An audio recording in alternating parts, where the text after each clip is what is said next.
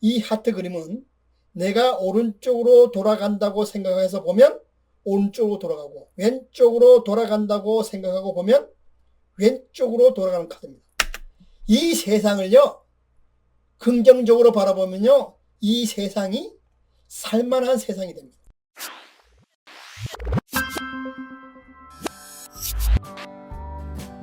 안녕하세요. 고전의 한수 범태범TV입니다. 오늘 고전의 한수는요, 생긴 대로 아름답게 사는 관상에 대해서 말씀을 드려보도록 하겠습니다. 네모난 물건은 보자기에 싸도 네모나게 보입니다.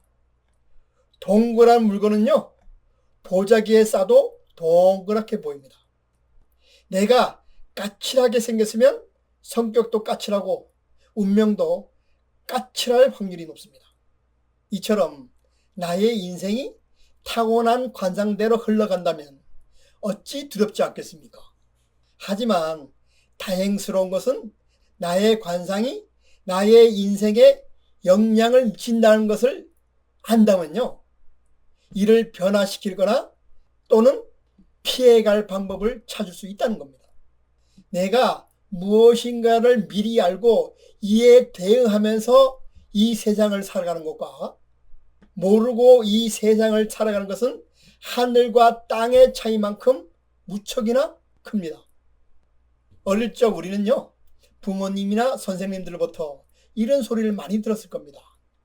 차 조심해라, 밤길 조심해라, 미끄러우니까 길 조심해라, 저놈 사기꾼이니까 조심해라, 술 조심해라 등등 많은 것을 조심하라고 그랬습니다.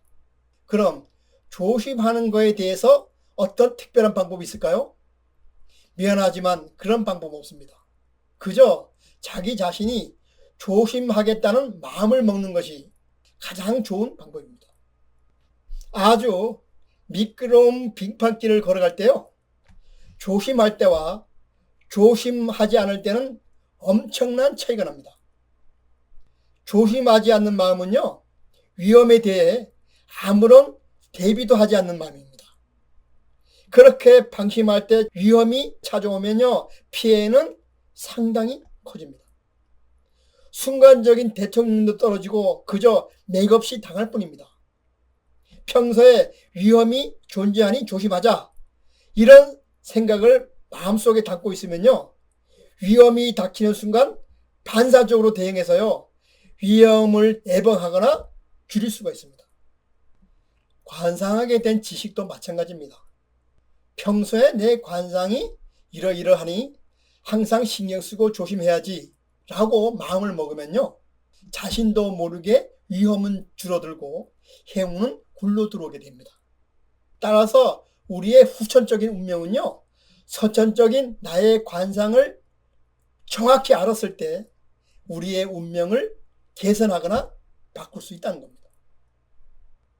얼굴이요, 하드웨어라면 마음은요, 소프트웨어입니다.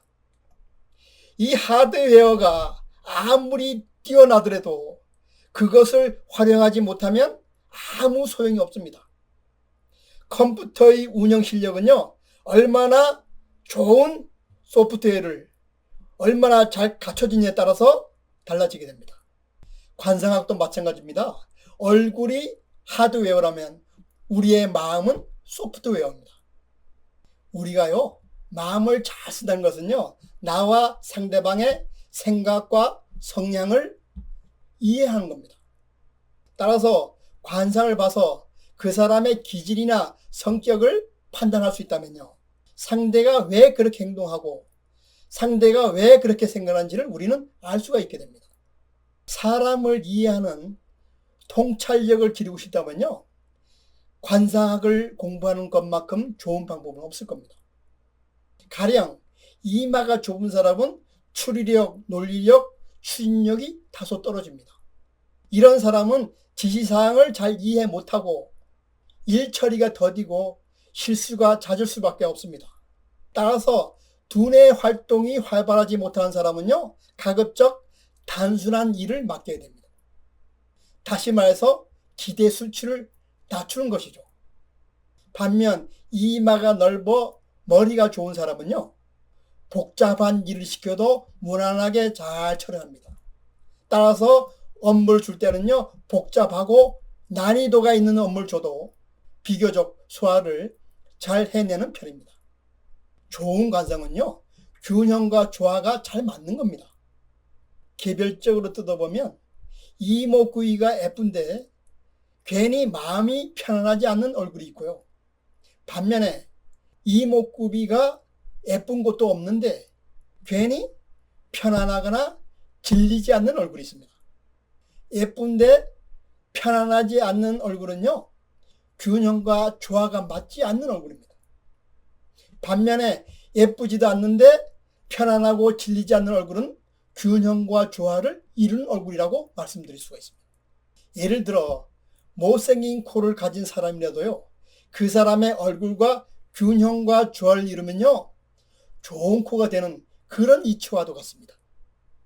건축공학에요, 구조가 기능을 제어한다는 이론이 있습니다. 건축물의 구조인 외형이 결국 그 건물의 용도를 결정한다는 것입니다. 체육관의 외형을 가진 건물은요, 체육시설로 이용합니다. 반면에 한옥의 외형을 가진 건물은요, 우리가 거주하는 공간으로 활용하게 되는 겁니다. 일란성 쌍둥이는요, 똑같은 얼굴로 태어났더라도 전혀 다른 운명과 마주대하는 경우가 많습니다. 어떤 환경에서 어떤 마음을 갖고 살았느냐에 따라서 그 사람의 운명이 달라지게 됩니다. 얼굴은요, 생긴 대로 사는 게 아니라 사는 대로 생기기 때문에 그렇습니다. 인생을 살다 보면요, 내가 그동안 어떻게 살아왔는지가요, 고스란히 내 얼굴을 통해서 나타납니다. 따라서 더 이상 부모에게 물려받은 얼굴이라고 우겨서는 곤란합니다. 우리는요, 잘생기고 못생긴 것은 부모에 의해 결정됩니다. 우리가 뱃속에 나올 때는 부모가 만든 얼굴이지만 그 이후로부터는 자기 자신이 얼굴을 만든다는 뜻입니다. 유홍준 교수의 나의 문화유산 답사기에 보면요, 알면 보이고 보이면 사랑하게 되나니 그때 보이는 것은 이미 예전과 같지 않으리라, 이런 말이 나옵니다. 관상 역시 그렇습니다. 이 문장을 관상학적 측면에서 이렇게 바꿔보았습니다. 아는 만큼 보인다. 즉 알면 보이고 보이면 알게 되나니 그때 보이는 것은 이미 예전과 같지 않으리라. 제가 나름대로 바꿔보았습니다. 관상을 배우게 되면요, 사람을 보는 안목이 생기게 됩니다. 따라서 예전의 내가 아닌 사람을 통찰할 수 있는 그런 능력이 생기게 됩니다. 여러분, 이 카드를 자세히 한번 봐주시기 바랍니다. 이 카드가 왼쪽으로 돌아간다고 생각하시고 봐주시기 바랍니다. 그러면 왼쪽으로 돌아갈 겁니다. 자, 이번에는 이 카드가 오른쪽으로 돌아간다고 생각하시고 한번 봐주시기 바랍니다. 그러면 오른쪽으로 돌아갈 겁니다. 자, 이번에는 왼쪽으로 돌아갑니다. 이번에는 오른쪽으로 돌아갑니다. 이 하트 그림은 내가 오른쪽으로 돌아간다고 생각해서 보면 오른쪽으로 돌아가고, 내가 왼쪽으로 돌아간다고 생각하고 보면 왼쪽으로 돌아가는 카드입니다. 이 카드는요, 내가 마음먹은 대로 돌아가는 카드입니다. 이 세상을요, 긍정적으로 바라보면요, 이 세상이 살만한 세상이 됩니다. 반대로 이 세상을 부정적으로 바라보면 이 세상살이가 고통스럽고 한스러워집니다. 이 모든 것은요, 내 마음속에 있습니다. 중국의 사자성어 중에요, 상유심생이라는 말이 있습니다. 생김새는 나의 마음에서 비롯된다는 말입니다. 사람은요, 각자의 얼굴에 지나온 흔적을 새기면서 이 세상을 살아갑니다. 그 사람의 생각과 가치관, 심리 상태가요, 하나하나 그 사람의 얼굴에 고스란히 흔적으로 남습니다. 얼굴은요, 곧 마음 씀씀이의 반영입니다. 사랑을 받으며 살아온 인생인지, 미움을 받으면서 살아온 인생인지 얼굴을 통해서 그 사람을 알 수 있습니다. 노자는요, 화복무문 유인자초라 그랬습니다. 모든 재앙과 복은요, 내가 스스로 자초한다고 했습니다. 좋은 관상은요, 내가 어떤 마음을 먹느냐에 달려 있습니다. 이 세상을 아름답고 살만한 세상으로 볼 것인지, 아니면 고통스럽고 한스러운 세상으로 볼 것인지, 이것은요, 오직 내 자신의 마음에 달려 있습니다. 그리고 이런 마음들이 하나하나 모여서 결국 나의 관상과 나의 운명을 결정하는 거죠.